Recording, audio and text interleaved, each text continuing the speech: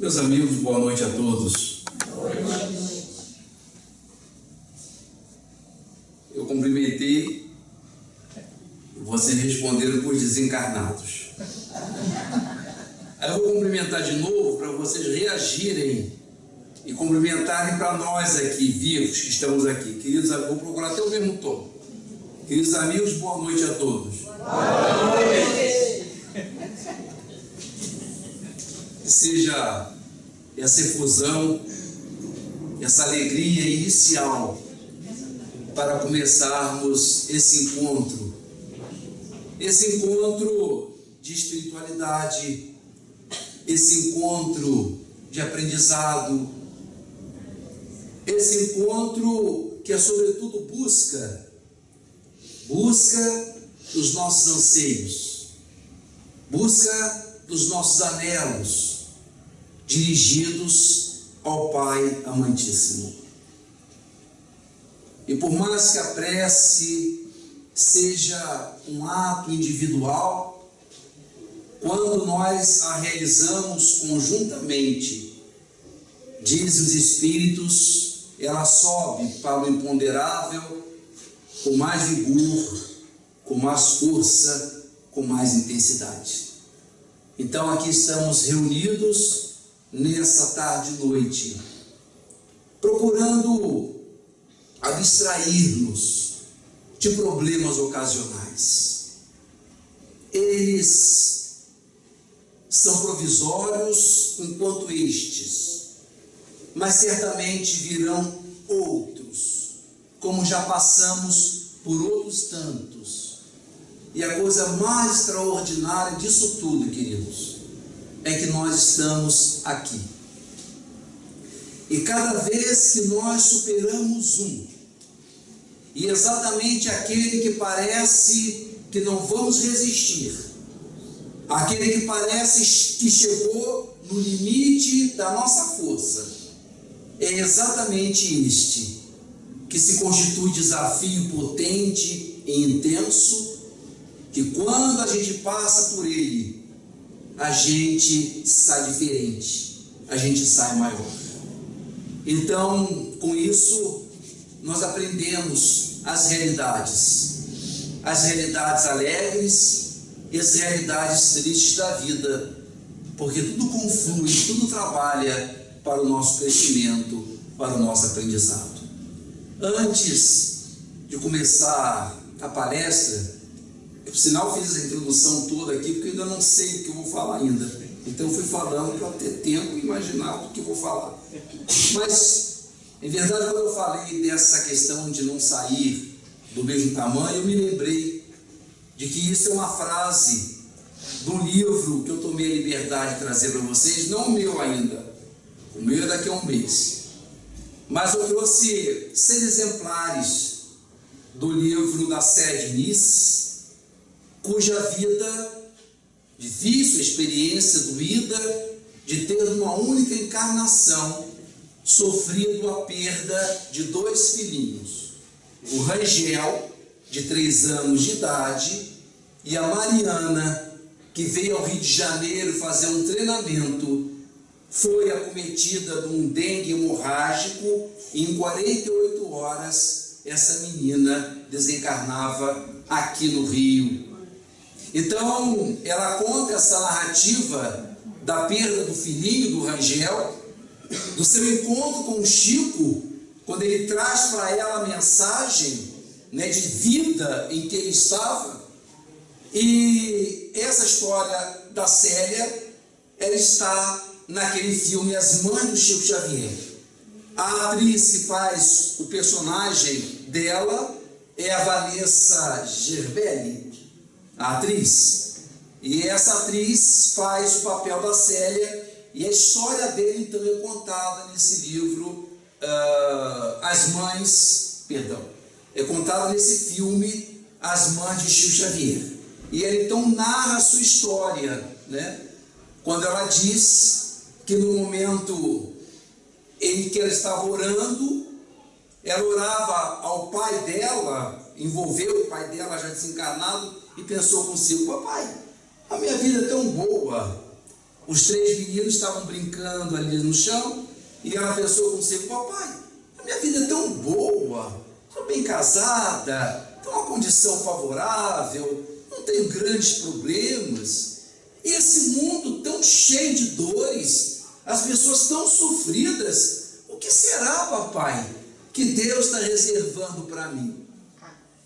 Sentiu a cabeça dela, como se uma mão invisível direcionasse o rosto dela para as 3 crianças que estavam brincando. Ela sentiu a mensagem e disse: não, isso não, isso não, essa não. E dos 3, 2 iriam. Ela narra essa experiência de superação, e eu posso dizer a vocês que nos últimos 5 anos foi o melhor livro espírita que eu li. Livro espírita mesmo. A mensagem espírita na sua essência, na sua mensagem última, é esse livro extraordinário da ceia.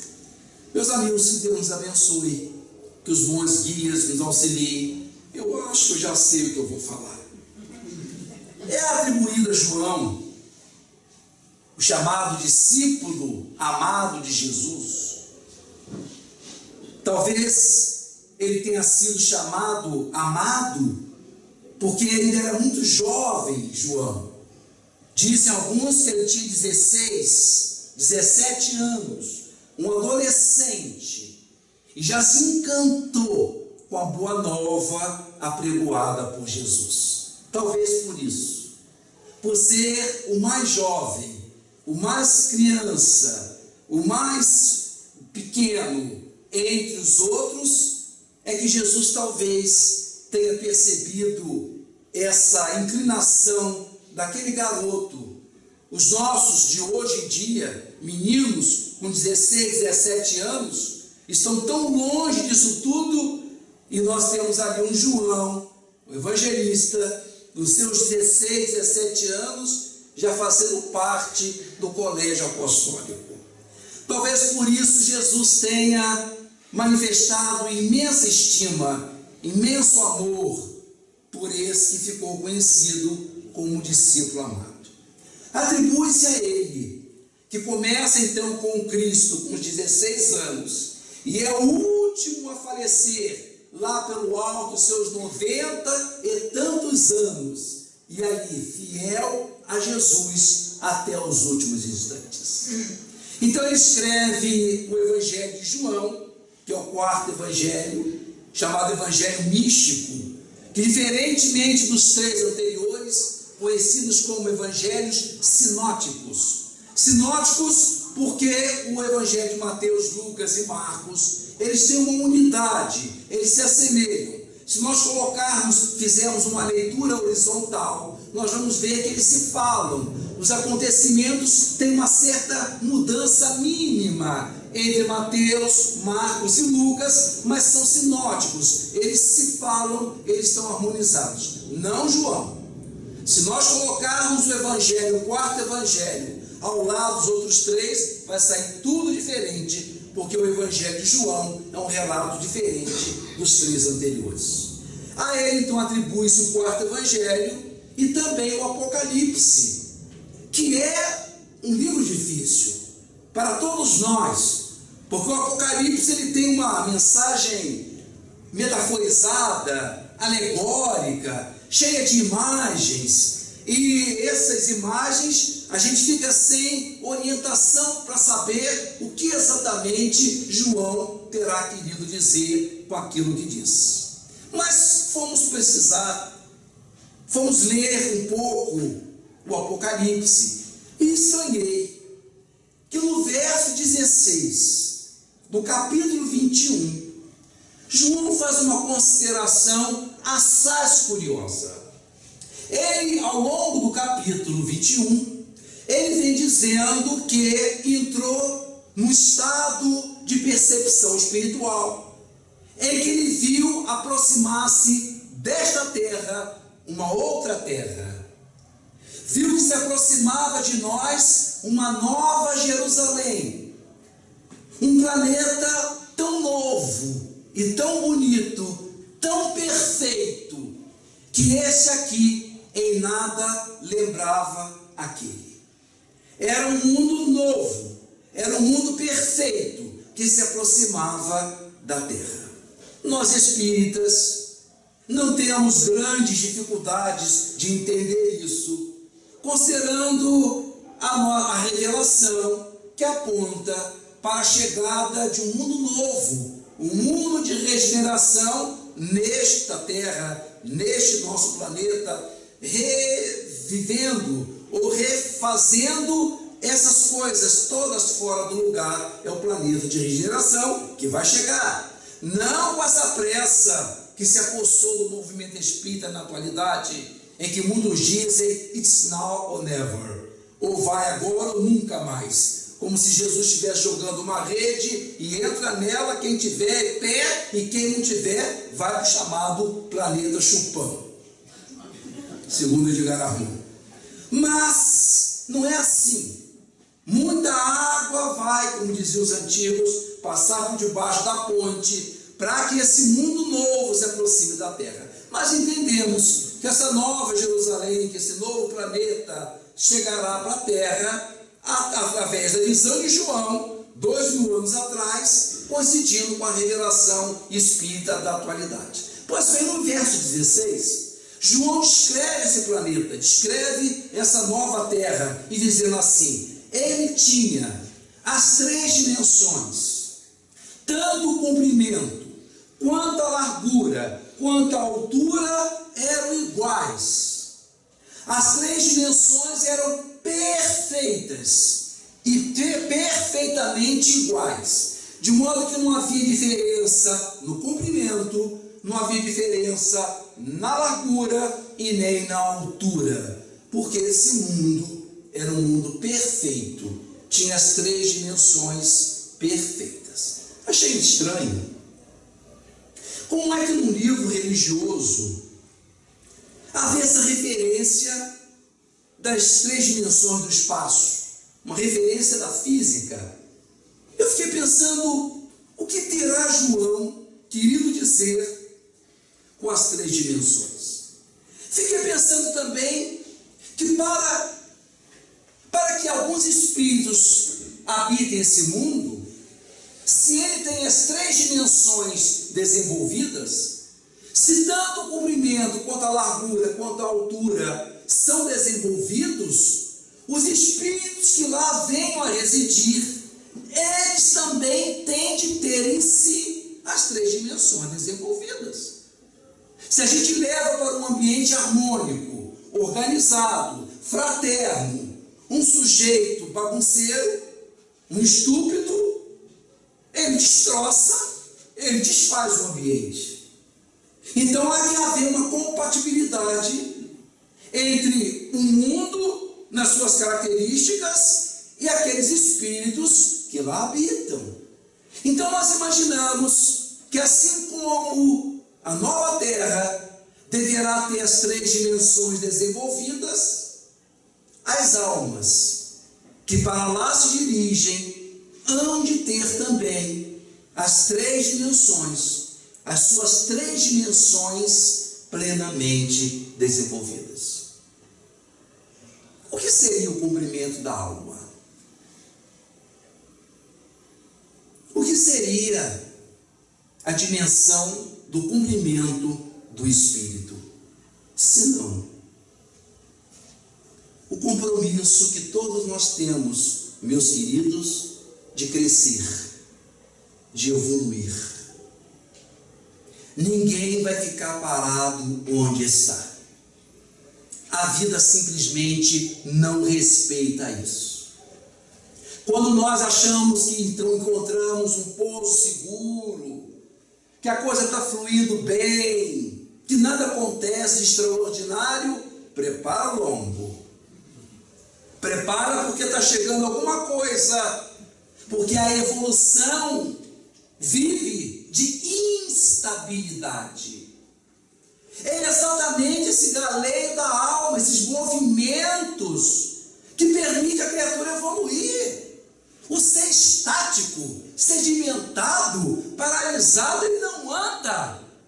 Então não duvidem, de vez em quando vai chegar uma coisinha que nós haveremos de saber ou ter de saber administrar, porque a evolução pressupõe essa desestabilização. Para acontecer, todos nós temos de crescer. Deus nos fez com destinação à luz. Deus tem um propósito conosco. Ao nos criar, Ele já previu onde deveríamos chegar. E essa trajetória entre o que nós fomos e aquilo que nós seremos, passando pelo que nós somos hoje, estabelece um crescimento, o desenvolvimento da alma. Todos nós temos de crescer. E para crescer, para nós nos desenvolvermos, nós temos de gostar de nós. Ninguém consegue querer o melhor para si se não conseguir melhorar, se não conseguir amar-se. Então nós temos de, primeiramente, até antes de gostar de alguém, o referencial que nós temos em nós para gostar de alguém é gostar de nós, porque é assim que eu avalio se eu estou gostando da pessoa, de alguém ou não.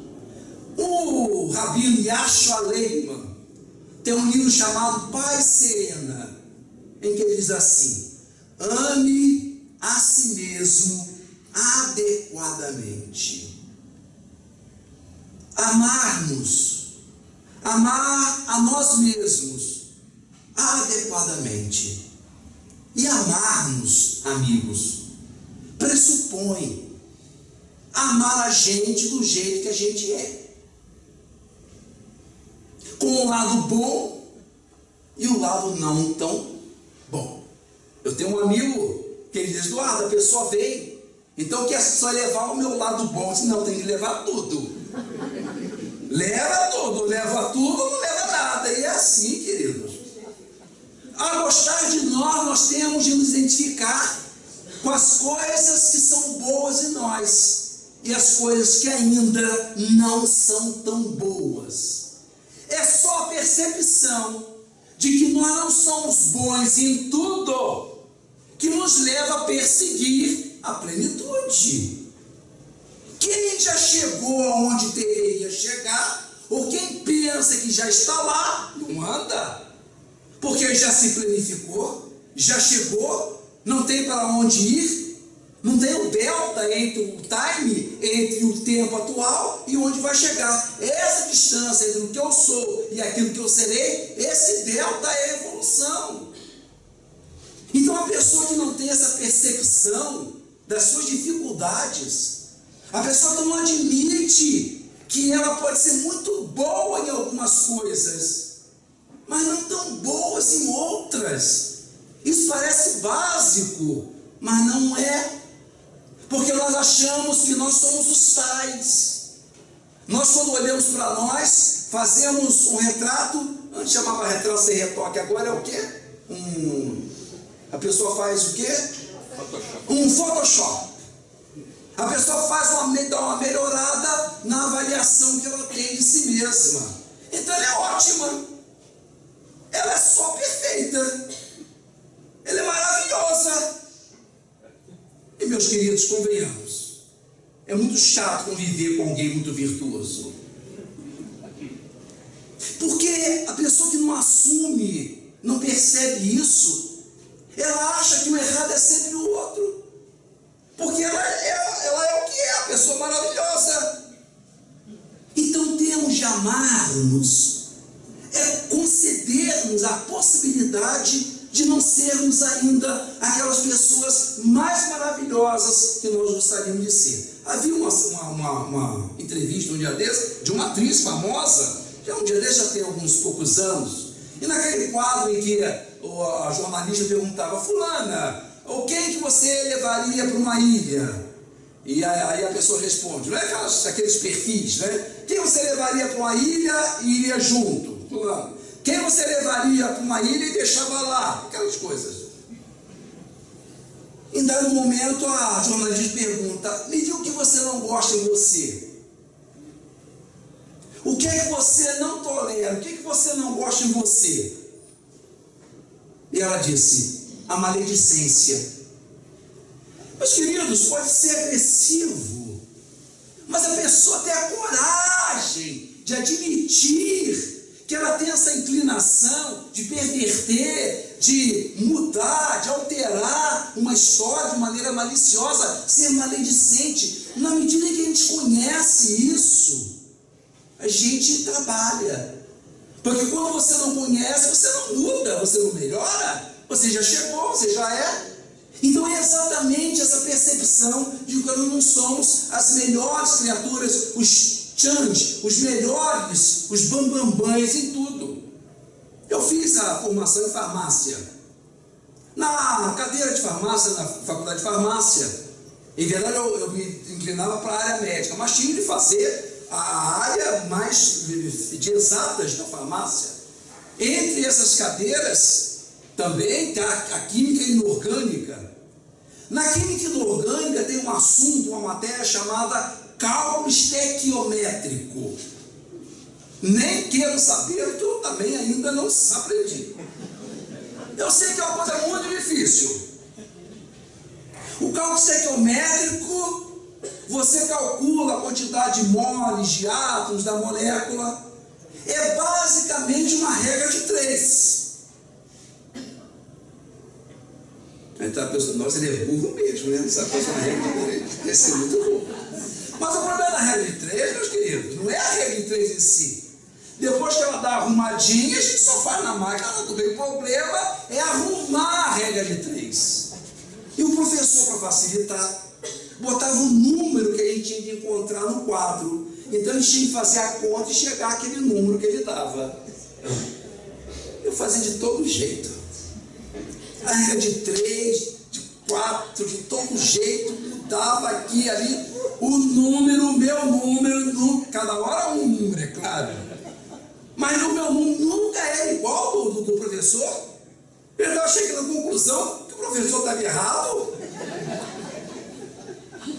Chegava uma amiga minha, chamada Silvana. A Silvana já tinha feito química no 2º grau, trabalhava na Reduc, no laboratório de química, então faltava as aulas de química inorgânica. Quando ia, pediu o meu caderno, disse, deixa, o que ele está dando? Com aquela displicência de inteligente. Disse, o que ele está dando? Eu disse, isso aí, ó, essa coisa. A Silvana pegava o cálculo, o problema, e em segundos. Eu não estou exagerando. O número da Silvana está igual ao do professor. Os dois estão errados. Mas aquilo me incomodava. Eu disse, meu Deus, como é que ela consegue? Ele fez sentindo burro. O limitado, assim, como é que ela consegue isso e eu não consigo? Estou aqui há horas nesse problema. Um dia, meus amigos, eu virei para mim e disse, Eduardo, faz isso. A Silvana é mais inteligente que você. Pronto. Resolvi, gente. Doeu um pouquinho, né? Admitir, mas resolvi. Pronto, ela é mais inteligente. Esse é um exemplo tosco que eu estou falando, claro. Mas é para dizer que a gente tem que se permitir não ser bom em tudo. Eu tenho muitas coisas boas, mas nisso eu sempre falho, eu sempre erro, eu sempre deixo a desejar. Essa percepção de amar-se, para a gente crescer, a gente tem de reconhecer isso. O outro princípio é um título do Mário Cortella chamado Qual é a tua obra? Ninguém cresce se não perguntar a si, qual é a minha obra? Qual é a mensagem que eu tenho de deixar nesse mundo? Quando eu for, eu sei que eu sou imortal. Possivelmente eu venha visitar meus familiares. O que eu vou querer ouvi-los falar a respeito de mim? Que tipo de pessoa eu sou? Que tipo de gente eu sou? Como é que as pessoas me encaram? Como é que elas me aceitam? Qual é a minha obra? Qual a mensagem que eu vou deixar dessa minha encarnação? Quando falarem de mim, como é que eu vou ser lembrado? Qual é a tua obra, irmão? Qual é a tua obra, gente? Qual é o nosso propósito nesse mundo? Nós não estamos viajando aqui de passeio. Nós temos de levar alguma coisa, deixar algumas coisas e levar outras. Qual é a tua obra, irmão? Qual é a tua obra, irmã?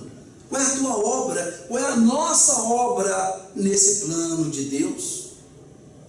Quando a gente fala assim, nós que somos muito humildes, a gente já pensa numa obra gigantesca. Não, a obra pode ser uma coisa pequena. A minha tia-mãe, que me criou, minha mãe faleceu, eu tinha 8 anos de idade. Uma mulher semi-analfabeta, lia com dificuldade, para escrever o nome, escrevia desenhando, não sabia ler nem escrever. Levou a vida inteira passando roupa nas casas tinturarias, como nós chamamos, nas tinturarias de Niterói. Meus amigos, mas quando aquela senhora passava uma camisa e que aquela camisa saía daquela tábua de passar, era impecável. Ela tinha posto a sua arte, a sua competência, a sua expertise, fazendo o melhor de si. Então, meus amigos, entre a obra grande que a gente não pode fazer e entre a pequena que a gente não quer fazer, cuidado para que a gente não caia na preguiça, na indolência. Faça o que pode fazer, faça o que está à sua mão. Então é crescendo que a gente melhora e mostra a destinação de cada um, o que cada um de verdade pretende e deve ser. Nós vivemos uma época de muito individualismo. Todo mundo quer ser um vencedor. Ninguém quer ficar por baixo. Todos nós queremos ser invejados. E nos voltamos para os nossos ideais, para os nossos propósitos, para que isso não nos contamine. Porque quando eu falo crescer, não é só crescer do ponto de vista material. Aliás, pelo contrário, é mais do ponto de vista espiritual. Mas para a gente não crescer, ou pensar que crescimento é material, é só matéria, é só utilidade material, nós temos de saber distinguir na vida, queridos. O que é urgente, o que é importante? O que aparece na tua vida assim te atropelando e você tem que dar uma solução? E o que é importante? O que realmente você elegeu como uma coisa importante na sua vida? De vez em quando vão surgir coisas urgentes que você vai ter de dar solução, pensar e resolver. Mas não abra mão da importância das coisas importantes, porque as urgências passam, mas o que é importante permanece como um propósito de vida.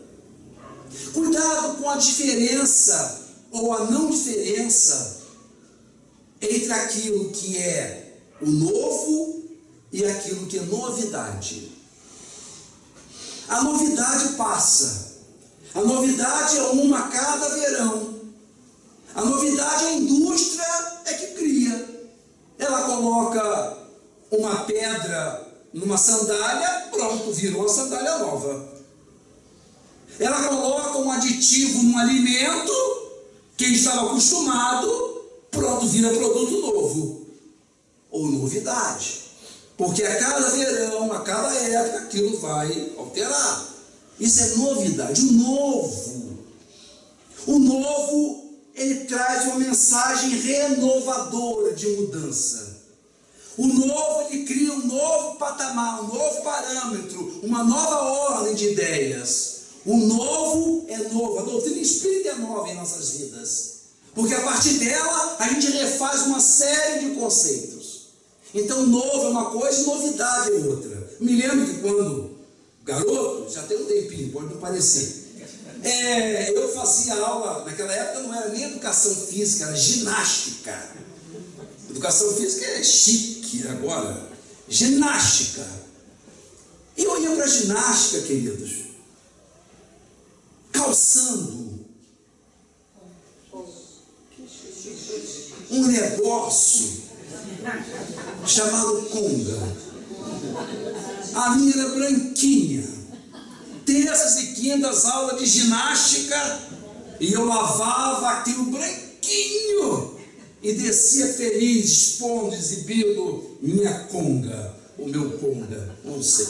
A gente, quando vai comprar um sapato, às vezes o rapaz, uma pessoa fala assim: olha, é muito bom, parece que está pisando no chão. O conga era assim, porque qualquer pedrinha você sentia lá em cima, eu pisava no chão mesmo, o conga.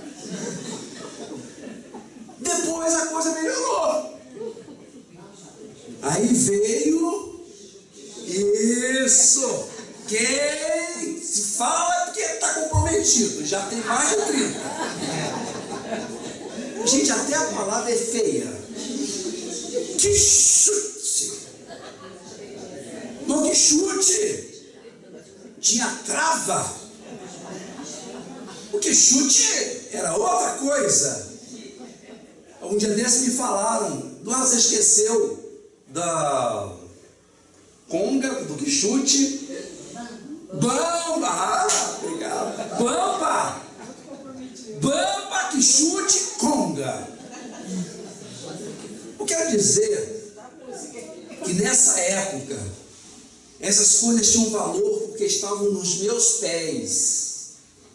E hoje os valores mudaram, de modo que agora eu tenho valor se eu tiver determinado calçado no meu pé. Então não é só eu que dou valor ao que eu estou calçando, eu estou calçando que me dá uma representatividade na sociedade. Isso é inversão. Porque na medida em que eu não correspondo àqueles padrões, eu me torno infeliz. Eu troco, inverto a perspectiva de prosperidade espiritual. Então, crescer, queridos. A primeira dimensão, que é o cumprimento, é crescer. Tudo cresce, gente, até grama. Então, todos nós temos de crescer. Mas João disse que não era só o cumprimento, era também a largura daquele mundo, a largura da alma. O que é a largura da alma? O que seria a segunda dimensão, a largura do espírito? Senão a percepção de que nós devemos crescer, sim. Nós devemos avançar, nós devemos evoluir, nós devemos ir em frente, sim, mas não sozinhos. A segunda dimensão, a largura da alma, é a dimensão do amor. É a dimensão que leva a pessoa em direção a outra, dando a ela a noção de que ela pode evoluir, mas ela não vai conseguir subir sozinha. E amar o outro é querer o bem da outra, a condição dele também se realizar. Amar é diferente do nosso conceito hoje em dia, porque quando a pessoa ama, a gente ama qualquer um. E não exatamente quem presta e quem não presta. Confere. O amor é uma coisa tão espontânea, que às vezes quem está do lado, como não tem aquele afeto, seja por um filho, por um cônjuge, por um amante, enfim, quem está do lado que não está envolvido no sentimento, como é que ele consegue amar aquele traste? Ama. Gente, amigo, a melhor definição de amigo que eu achei um dia desse, espetacular. Sabe o que é o amigo? Amigo é aquela criatura que não serve para nada. O amigo é aquele que você não conta com ele para nada, não serve. E é por isso que ele é amigo. Porque na medida em que ele servir, talvez seja uma relação de utilitarismo e não de amor. Então, amar o outro é amar aquilo que ele é. Porque se a gente não gostar das pessoas, só gostarmos das pessoas belas, quem é que vai ficar gostando do feio, do traste? Então nós temos, o amor é isso. Amar ao próximo, desinteressadamente, fazer o outro pelo gosto de vê-lo feliz, porque me faz feliz. Um moço perguntou a Jesus, Jesus disse, olha, você tem que amar a Deus sobre todas as coisas e ao próximo como a ti mesmo. Disse, Senhor, eu amo a Deus, eu amo. Deus, o Márcio me deu 3h30 para falar. Eu vou fazer uma palestra um pouco menor, Márcio, falar só 3h15, porque eu estou um pouco cansado hoje. Não entendi o riso. Então, o moço diz, eu amo Deus, eu venero, eu vou ao templo e faço as minhas oferendas, mas o Senhor diz que eu devo amar o meu próximo. Quem é o meu próximo, Jesus? Como é que eu vou amar alguém se eu não conheço? Quem é meu próximo? Jesus para o diálogo ali e começa a contar uma história. Desloca-se do local onde estava e vai a uma outra região, dizendo assim: um homem descia de Jerusalém para Jericó. Um homem, não sabemos se era feio, bonito, baixo ou alto, magro ou gordo, rico ou pobre, bom ou ruim, religioso ou ateu, um homem. Uma criatura descia de Jerusalém para Jericó e foi assaltado por um grupo de malfeitores. Passaria por aquela estrada, primeiramente, quem? Um sacerdote, que tinha funções litúrgicas no templo, nas sinagogas. Mas o sacerdote, ali passando por aquela estrada, viu um homem caído e não ligou, ou pelo menos não desceu do cavalo. Continuou o seu caminho, foi em frente e deixou o homem caído ali à beira da estrada. No segundo momento, passaria por aquele mesmo caminho. Jerusalém ficava a 600 metros acima de Jericó, então era um estado um pouco em declive, uma estrada muito perigosa. A gente que vive hoje as turras aí com a violência, isso não é de agora não, lá tem 2000 anos. Então aquela estrada perigosa, aquele homem caído, um levita, um conhecedor das leis, um purista das leis, passa pelo caminho, vê aquele homem caído e também continua a sua estrada, vendo que aquele homem precisava de atenção, de cuidado, de socorro. Jesus aí escolhe um personagem odiado pelos judeus. Sabia ele da resistência, não resistência, do ódio mesmo que os judeus tinham para os samaritanos, isso vindo 800 anos antes, a briga entre eles. Jesus então diz, um samaritano, pois é para fustigar os seus amigos conterrâneos judeus. Um samaritano, descendo a estrada, viu um homem caído e não conseguiu ir embora. Teve que descer do cavalo. Não conseguia ir à frente porque tinha de atender o homem. Desce, pinça-lhe as feridas, dá-lhe água, coloca-o na garupa, leva uma estrebaria, dá o dinheiro ao dono da estrebaria e diz, olha, estou te depositando isso. Mas se ele gastar mais do que isso, pode gastar, que quando eu voltar eu te ressaço, eu te pago. E aí ficamos pensando, né?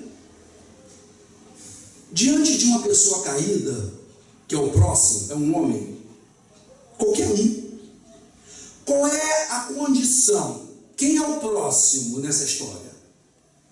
É qualquer um caído que estamos vendo. Seja ele qualquer coisa, qualquer pessoa, se ele caiu, ele é o próximo. Essa é a ideia do filho pródigo. Então Jesus, quando conta essa história, ele divide em 3 pessoas. E os 2 passam antes e não fazem nada. Eu fico pensando, gente, será que o sacerdote era mau? Será que o sacerdote era uma pessoa assim asquerosa, ruim? Eu disse, não vou socorrer não, tomara que ele morra. Será que ele pensou? A gente pode pensar assim. Será que o levita, quando passou, olhou aquele caído à beira do caminho e disse: vai se danar, quem mandou? Você pode imaginar uma pessoa? Pode até ser, a gente não sabe.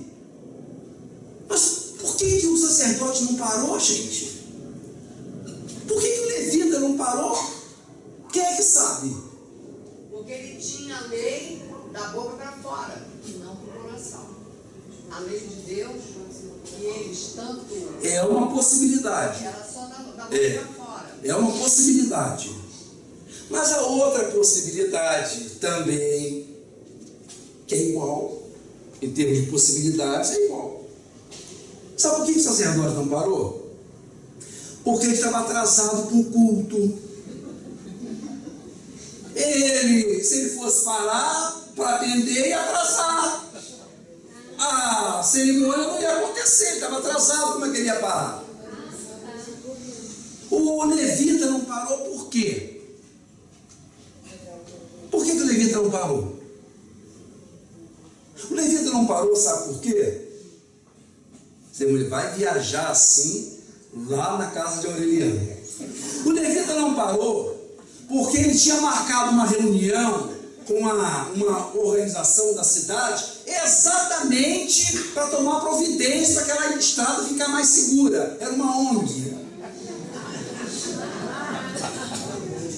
Isso não está lá no Evangelho, por favor.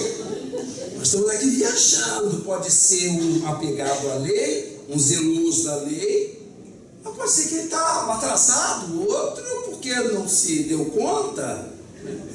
Quero dizer com isso, meus queridos, que ninguém não para porque decidiu ver o mal do outro.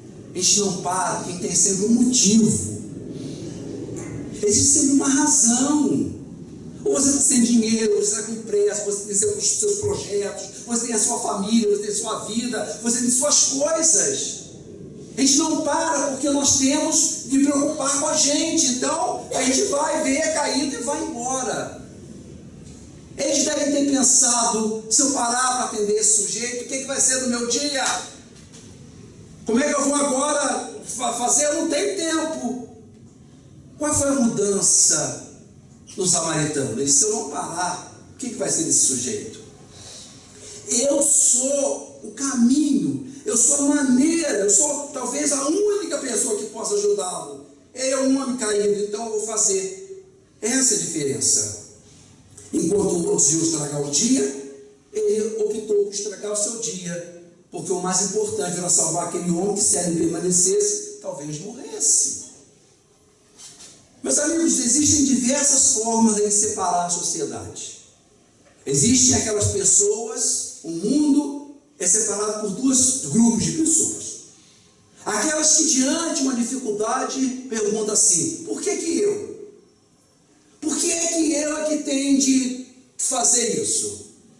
Por que eu é que tenho de preparar o fricassê do dia 29? Por que caiu nas minhas costas? Porque sou eu que tenho de fazer a sobremesa. E a gente fala: fulano tem muito mais condição. Não é assim? Eu sei que aqui não tem dessas coisas, graças a Deus. Mas é isso, porque quando a gente vê alguém caído, um garoto, às vezes pedindo no sinal, e: meu Deus, cadê o pai dessa criança? Não é assim? Cadê o prefeito? Cadê a autoridade? Cadê o governo? Cadê? A sociedade é parte disso, queridos. Por que eu? A outra metade do mundo pergunta assim: por que não eu?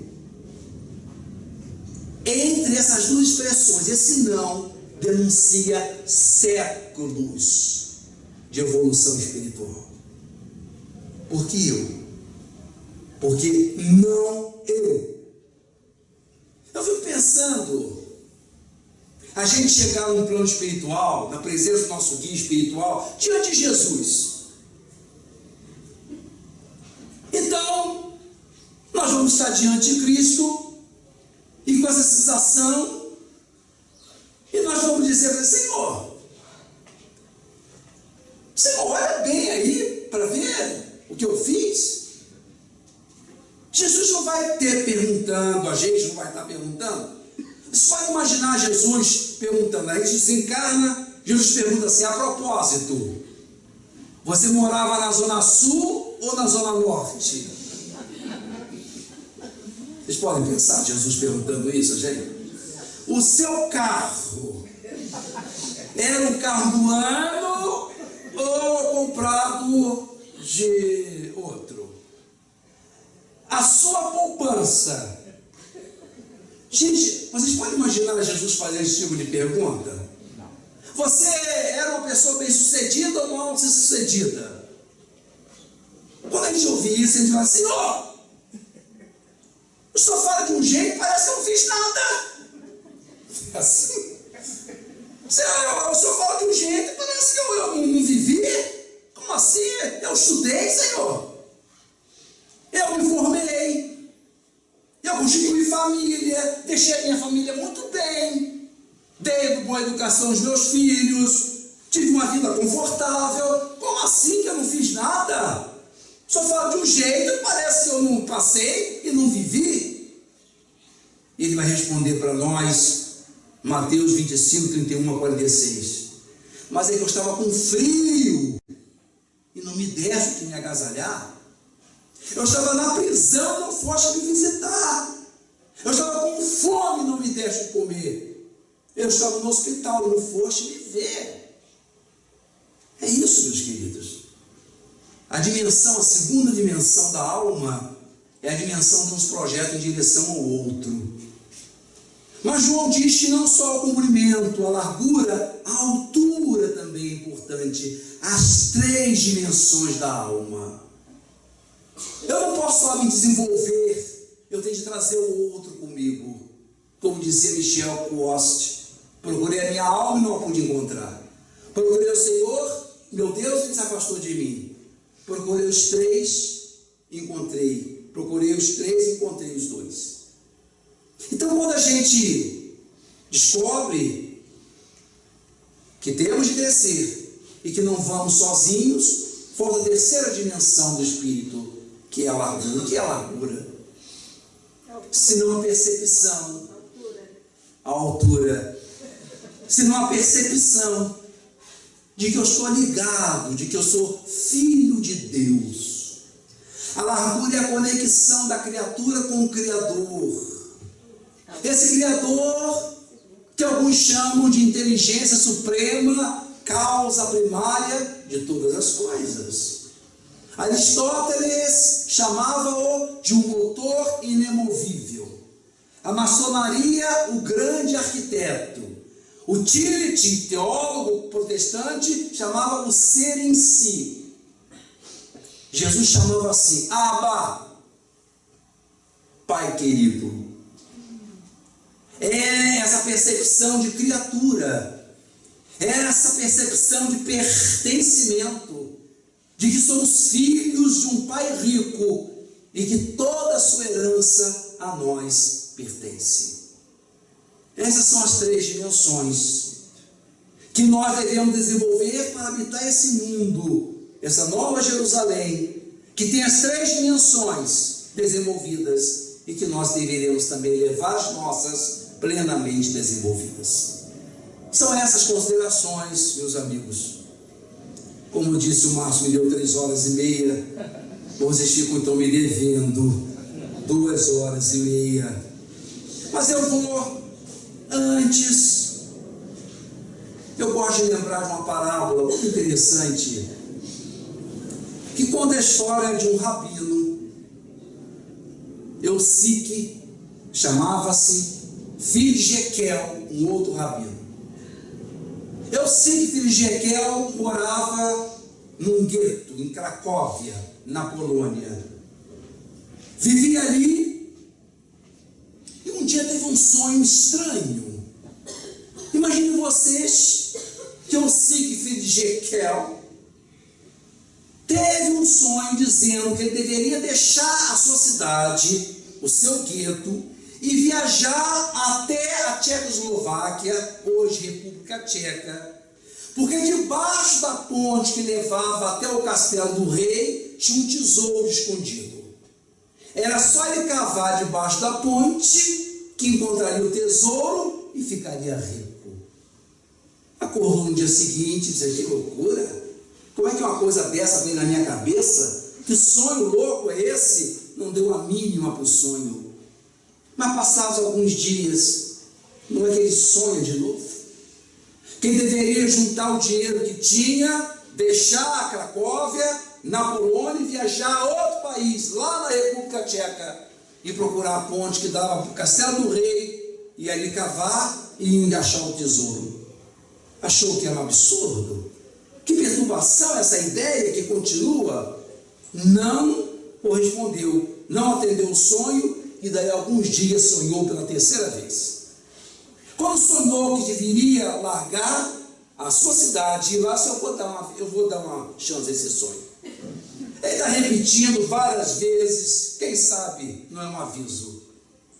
E eu sei que filho de Jequiel então deixou a sua cidade, na Polônia, e foi para a República Tcheca. Chegou em Praga, viu uma bela cidade e achou o Castelo do Rei, que era ligado por uma ponte. Mas essa ponte tinha um inconveniente básico. Ela era vigiada por soldados, era a ponte que dava para o Castelo do Rei, a ponte era vigiada. E diante disso ele parou, pensar o que fazer.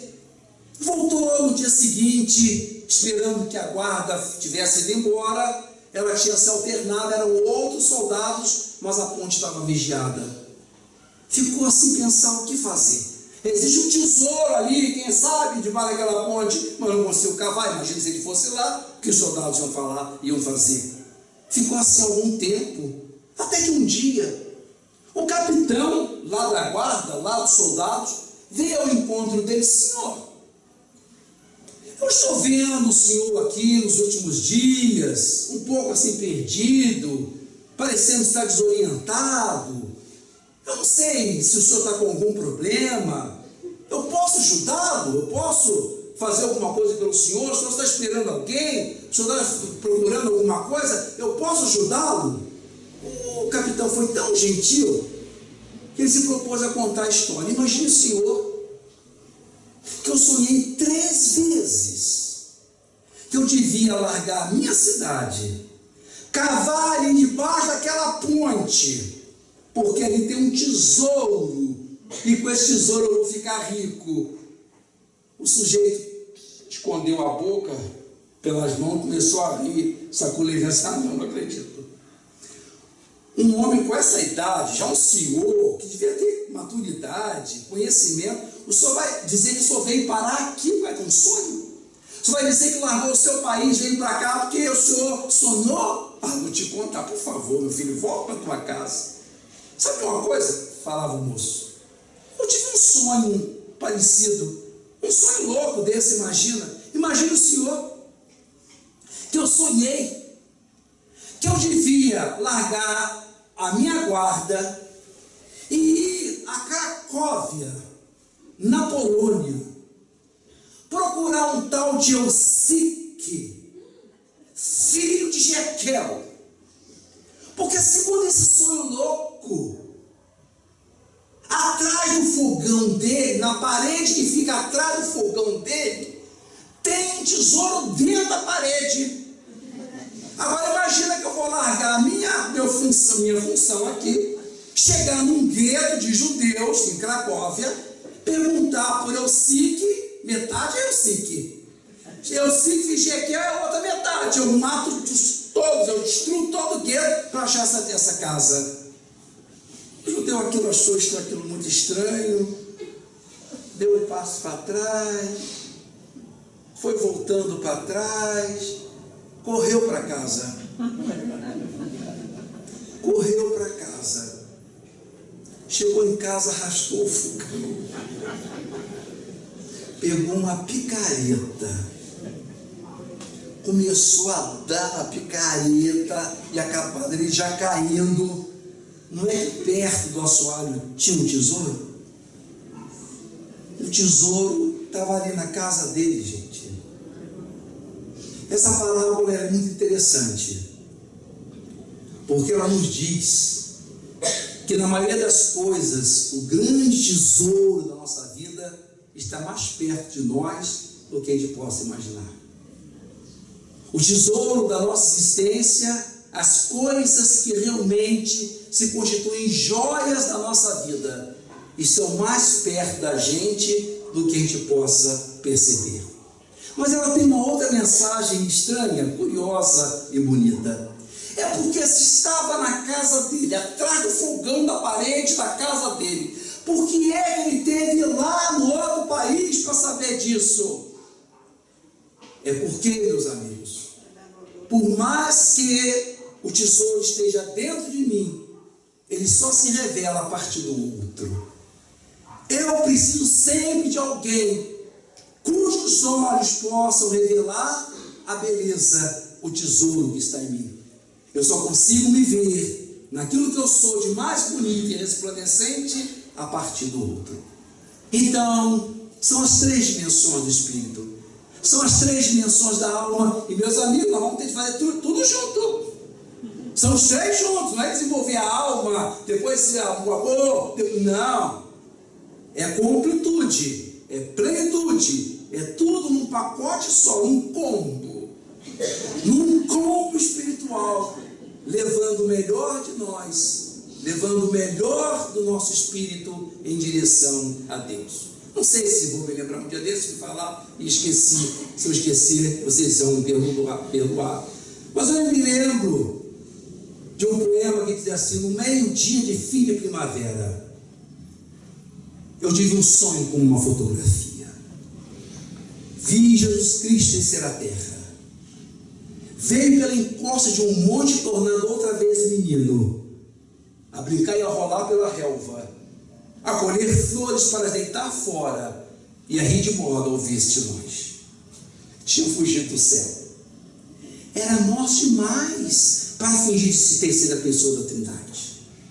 Num dia que Deus estava a dormir e o Espírito Santo andava a voar, ele foi à caixa dos milagres e roubou 3. O primeiro fez com que ninguém soubesse que ele tinha fugido. O segundo fez um Cristo eternamente preso na cruz. Com o terceiro, tornou-se eternamente humano e menino. Depois desceu, vai para o sol e desceu o primeiro raio de sol que apanhou. Hoje ele vive na minha aldeia comigo. É uma criança bonita, de riso natural. Liga o nariz com o braço direito, chapinha nas poças d'água, atira pedras nos burros, corre a gritar e a chorar dos cães.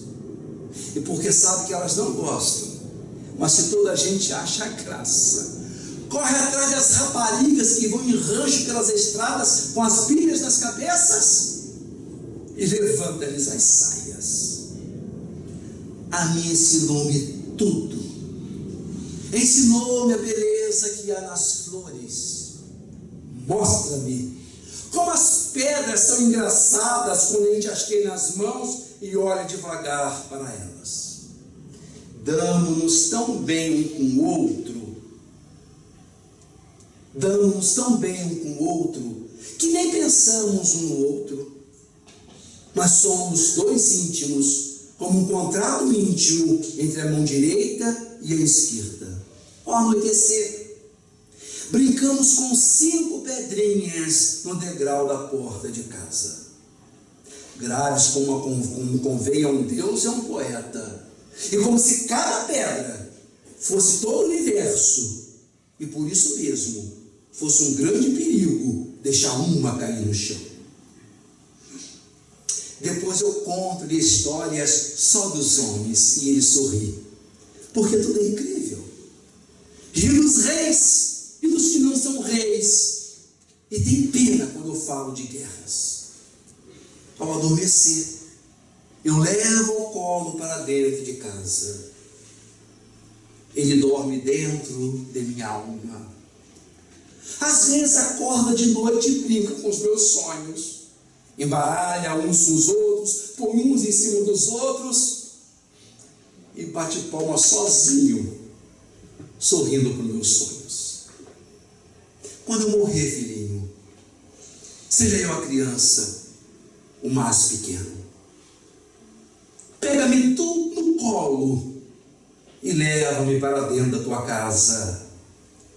Desce meu ser cansado e humano e conta-me histórias, caso eu acorde, para eu tornar a adormecer, e dá-me sonhos teus para eu brincar, até que nasça qualquer dia, que tu sabes qual é.